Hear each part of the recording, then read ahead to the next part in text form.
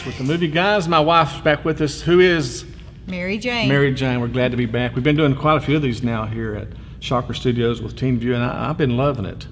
Kyle, our director and editor and everything else back there, he's a great. He takes care of us. Yeah, he does take care of us. Outside of making me move the table with him. Yeah. Yeah. But we're back. We're going to do we're going to be doing two movies for sure that I don't think could be any different than The Man on the Moon. The first one we're going to be talking about, it's actually, by the time you see this, it will probably be close to being ready to be out on demand and DVD. It was in the theaters on a limited basis, had a lot of talk about it, and the name of the movie is First Reformed, starring Ethan Hawke and Amanda Seyfried. She was on, what was she on, Mary Jane? She was on Big Love. She was on Big Love, and she was in the first Mamma Mia movie. Yeah, so beautiful young lady actress, does a great job in this particular movie. She does. I'd heard so much about this movie, First Reformed. It has a very strong religious overtone. The background of the story is that there is a pastor of a church, and he's kind of going through somewhat of a crisis of faith. I won't go into much detail as to why that is, but he's going through some issues related to his life, and he has for the first 3/4 of the movie, he's really having some really strong, serious faith questions.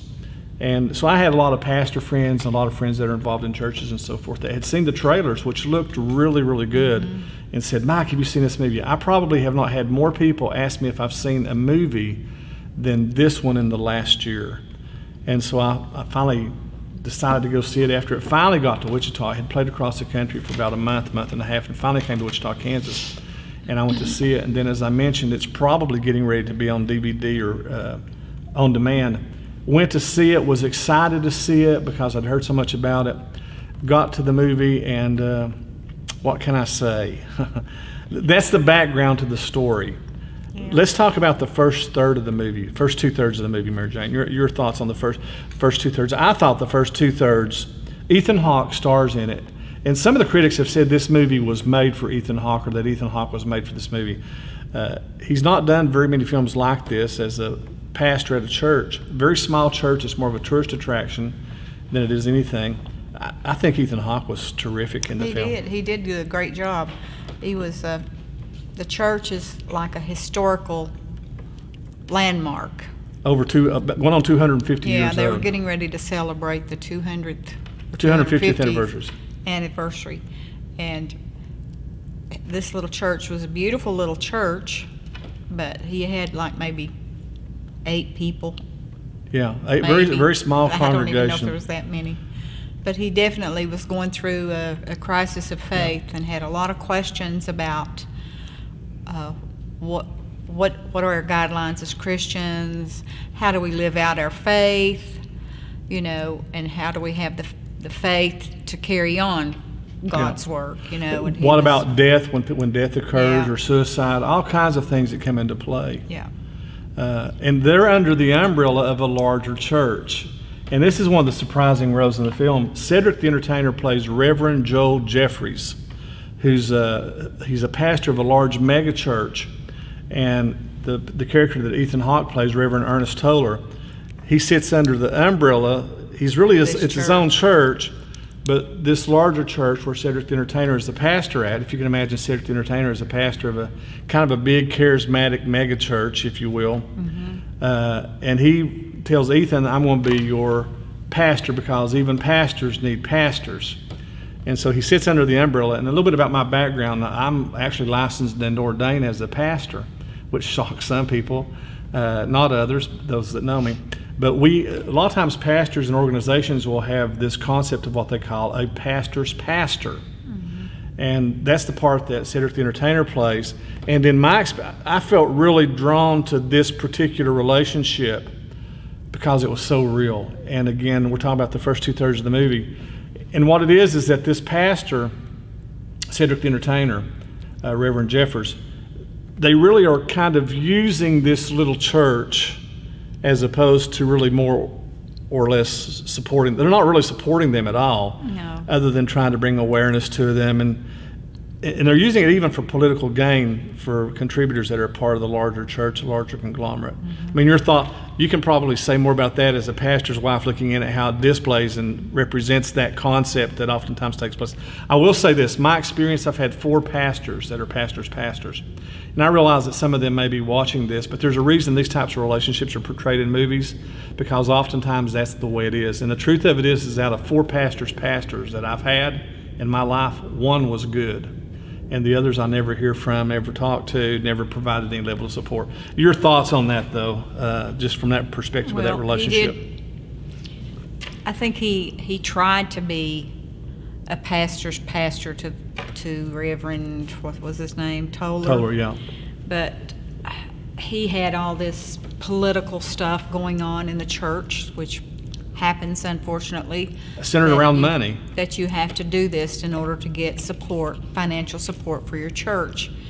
And I think he just sort of glossed over the questions that he came to him with about faith and about what you do.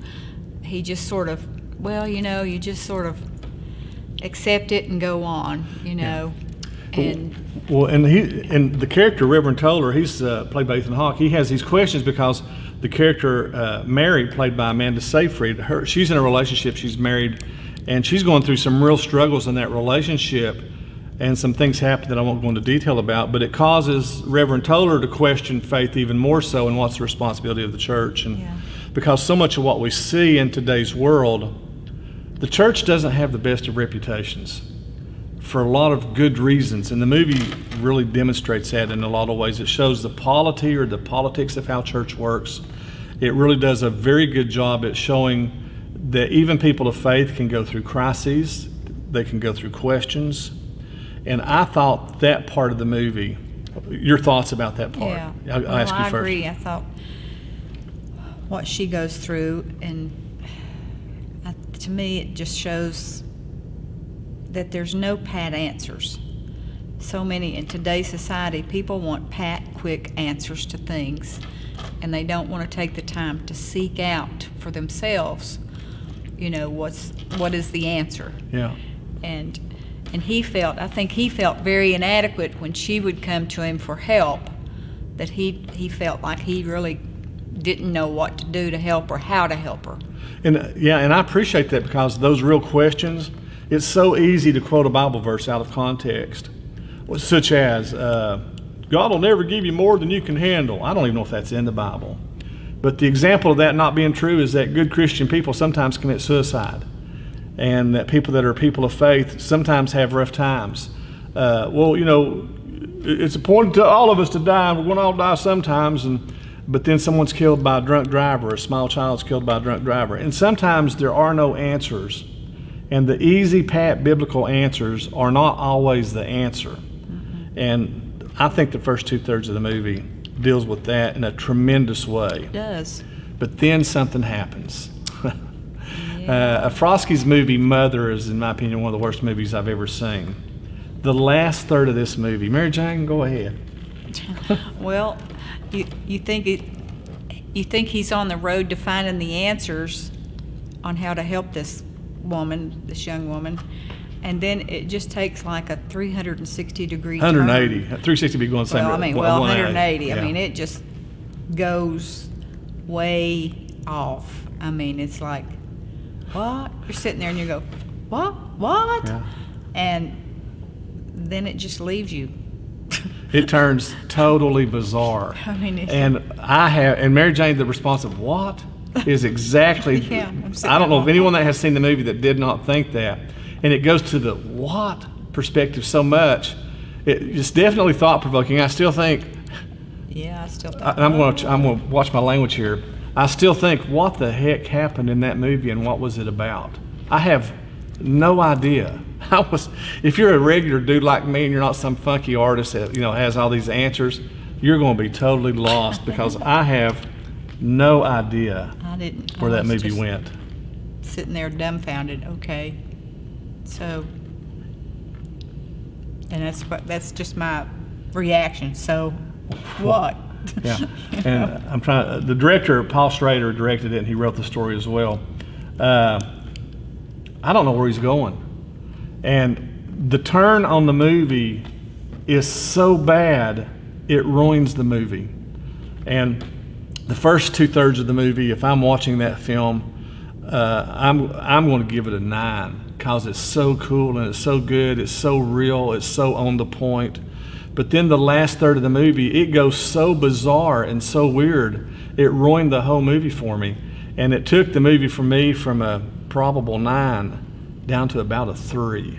Yeah, that's what I was thinking. Was you thinking the same thing? I was thinking 3. That's what Yeah. I would give it, a 3. Is it because we're married, or we just that the way it is? I don't know. I was just thinking, that was a weird Yeah. So movie. It's really, I will watch this movie again to try to figure it out because I don't have it figured out. The acting is great. The storyline for the first 2/3 is great. The story for the last third of the movie is so freakishly weird, you can't help but think about it. I still think about it. But I don't know who lives. I don't know who dies. I don't know what's real. I don't know what's fake. I have no idea. Do you have any idea, Mary Jane? No, you're just left sort of hanging there like, okay, is this one of these that I'm supposed to figure out the ending the way I want it to be? Yeah. Or Well, let me make this clear. I have a story that I've written that folks can check out on YouTube and other places. I did a video with it, and the name of the story is called An Alaskan Affair, and it has an open-ended to where you can kind of determine. People ask me, what happens at the end of the story? And my response is what do you think? excuse me. And they'll come up and give me an answer, and I say, well, that's what it means. Oh, really? And somebody says, well, I didn't think that. I thought it meant. And I said, oh, that's what it means. Well, how can it mean both things? Well, it's an open-ended story that allows you to come to your own conclusions. I love open endings in movies and in stories. And this has a definite open ending, but I don't like it at all and how it does it because I don't know if there's any answers. And it's so bizarre and so contrary to the story that we've seen for the first hour and a half that I found it a disgrace to the viewer and very disrespectful to the viewer. That's my opinion. So, your thoughts? I agree. So, here's what I'd say. I would actually encourage you to maybe check it out for the first 2/3 of the movie. Just be prepared for the last third of it to be so bizarre you don't know what's going on. And then maybe you can tell us what it's supposed to mean. Believe me, I've had people tell me before, this is what it means, Mike. And if it makes sense, I say, oh yeah, now I can enjoy it more. So anyway, that's my opinion about First Reformed. Mary Jane, we seem to agree on that. We're going to be right back in a moment with a movie that's totally opposite, the other end of the spectrum on this. Totally different kind of movie called Won't You Be My Neighbor? The story of Fred Rogers, commonly known as Mr. Rogers. We'll be talking about that in just a few moments, right after the break here on The Movie Guys. I'm Mike Furchess and Mary Jane Furchess back with you here with The Movie Guys. I do want to remind you can check out The Movie Guys at www.facebook.com/Wichita Movie Guys. Also, we want you to subscribe to the videos at YouTube. Share the page, share those videos, let people know what's going on. We do appreciate our listeners, and I listen to listeners. One of the local radio stations I'm on here in Wichita, KFH Radio, I'm on as The Movie Guy. We talk movies with Bob and Jeffrey Lutz about every other week or so. We spend a good amount of time talking movies, and I love to hear from listeners and viewers, and I take your advice into consideration. So, reviewed a movie that was really bizarre at the first half of the show called First Reformed. A lot of you probably heard about. The next movie we're going to be watching, it's in limited release right now, and it's kind of weird because it's opening up sporadically across the country. It showed in Nashville and a couple of other major areas about a month ago. It just hit Wichita, Kansas, and I was talking to a friend of mine in Ohio and another one in Oregon that tells me it's not slated to hit there for another 2 to 3 weeks. So while they're doing a limited sporadic release, which is unusual, Yeah. It's a documentary, and the name of the movie is Won't You Be My Neighbor? And it is the story of Mr. Rogers, Fred Rogers and Mr. Rogers. And it could not be as any different from First Reformed as the man on the moon. Totally different. Totally different. I could preach on this movie. The movie, you tell us what you thought first, Mary Jane. I want to hear your thoughts. I loved the movie. Of course, our kids grew up watching Mr. Rogers. Our granddaughter watches Daniel Tiger's Neighborhood, which is the takeoff of Mr. Rogers. Daniel Tiger was introduced. It was one of the first characters introduced on Mr. Rogers' puppet. Yeah. He was the first puppet that he had on his show was Daniel Tiger. This man is a hero. I didn't realize how dedicated he was to the mission that he had set out to teach, to love children and to teach them their self-worth and to protect them from the so-called evils, if you want to say, of being plopped in front of a TV with all kinds of bad cartoons and shows that showed violence and made fun of people. And I thought it was a very sweet movie. There's a lot of documentaries that's on Amazon Prime on Netflix right now about Mr. Rogers, and some of them are extremely good. This one, for the hour and a half, a little more than an hour and a half that it takes into account, the director of the movie, of the documentary, Morgan Neville, does a great job of telling the story of Mr. Yes, Rogers. he does. And one of the things that it addresses a lot of the rumors and the mythology of Mr. Rogers, like that he was a war hero. No, he wasn't. Those are all created, made up things. But it addresses the real Mr. Rogers, and the real Mr. Rogers, you used the word hero, the real Mr. Rogers in the way that he addressed the needs and psyche of children and the world around us, it makes him in some ways even more of a hero than it does if he had served in the military. Yeah. I was very pleasantly surprised. Again, a lot of people have issues with this. I recommend The Book Club as a movie to see. Some people don't like that. I review films like 50 Shades of Grey. Some people don't like that. What I will say is my faith is important, and one of the things I loved about this movie is it does not negate, it does not hide, it does not gloss over in any way, shape, fashion, or form that what drove Fred Rogers to be Mr. Rogers was his faith. He was also an ordained pastor in the Presbyterian Church. He addresses the issues of evangelism, and he believes, that's what he's ordained in, and he believes that his calling in the television to the children is a form of evangelism, specifically to the message of Jesus. But he doesn't do it if you've ever seen Mr. Rogers, you'll know the quality of the show in its own simplicity. He never did it in a preachy, over-the-top way. He did it in the way that he treated people. And the movie does not gloss over that. No. One iota, does it, Mary Jane? No, and it really shows how involved he was in the production of the show, and how it really brought home to me that I didn't realize, how he approached children when they were faced with difficulties in life, like mommies and daddies getting divorced, and what happens, if somebody dies, and just things that children are faced with that maybe they don't understand what's going on and how to deal with it. And he made an effort to really point children in the right way to handle life's problems. Yeah, everything from divorce, and we're talking 1962, 63, in that time frame on up until the 1990s. We're talking everything from divorce to war.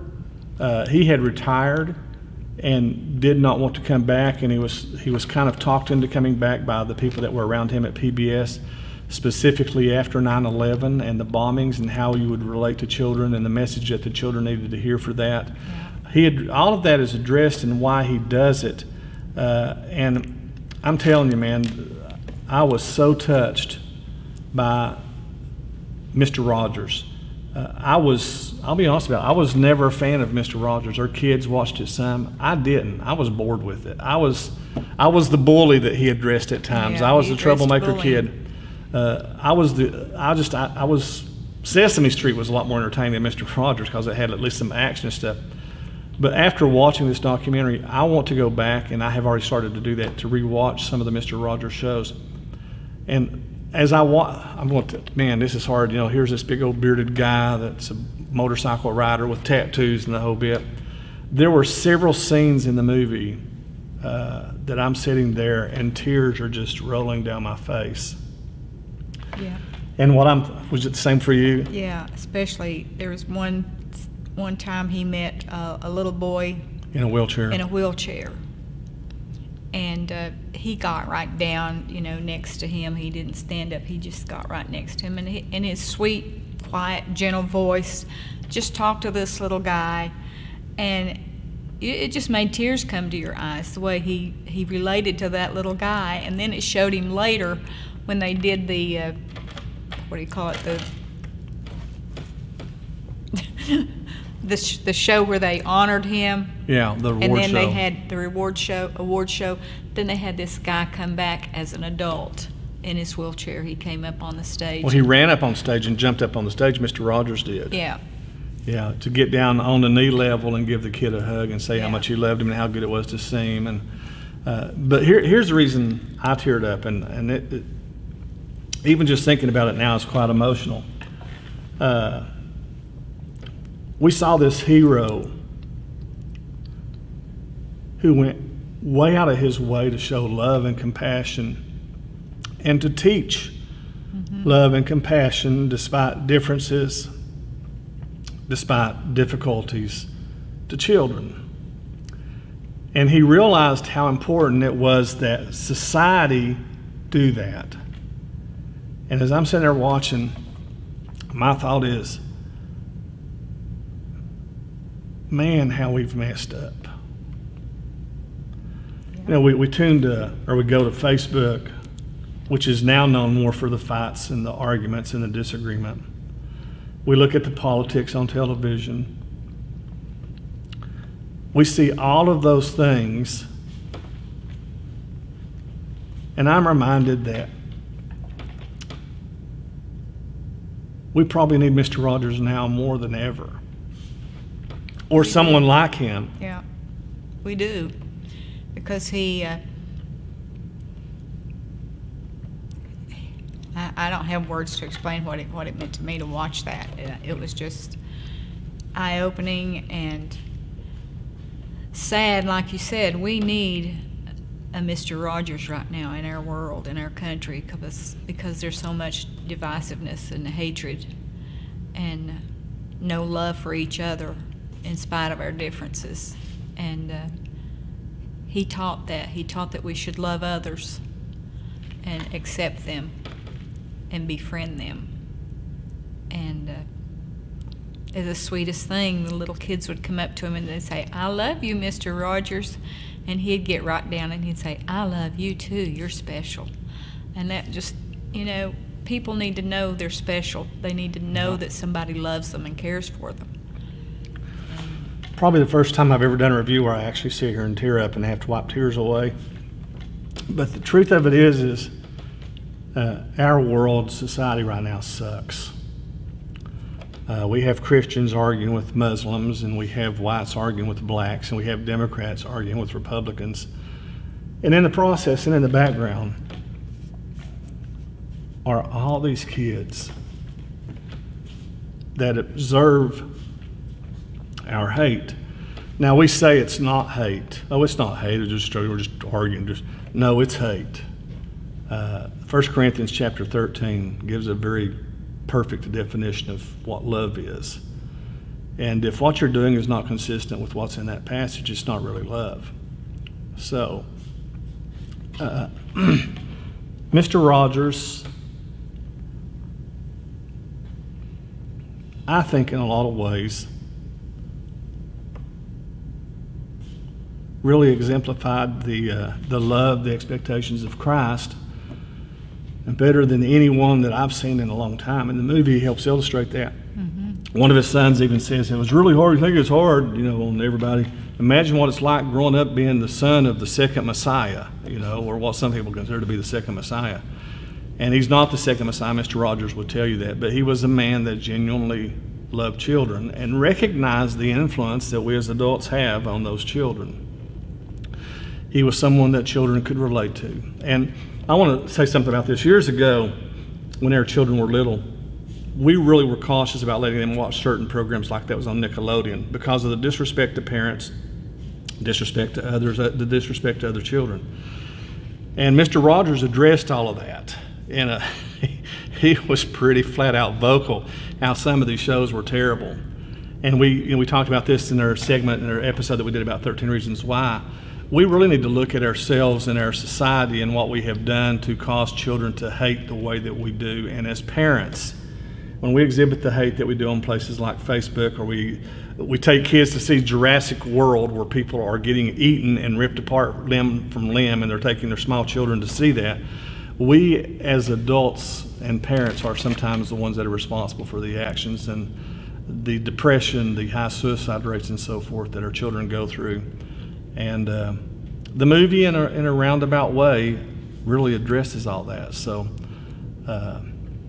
I thought the movie was great. Again, maybe the only time you ever see me ever tear up when I'm doing a review. But the movie, it's that powerful. It's wasn't a ton of people in the theater when we saw it, but I think everyone was touched. Yeah. I heard someone sitting behind me say, they said the same thing. It's like, man, I didn't expect to cry so much when I saw this movie. And you will. And thinking back on it, it still brings tears to me.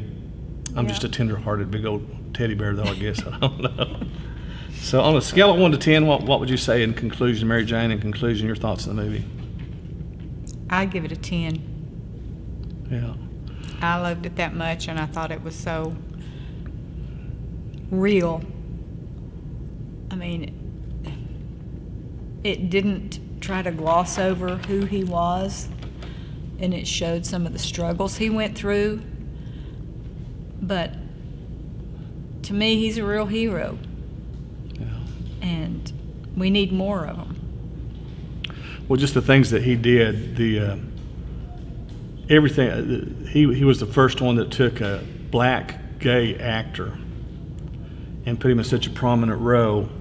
And he illustrated things like getting in a swimming pool with this guy, which is something you used to never see. And that we're all the same, that we're all people and we're all children of God. And the movie illustrated that quite well.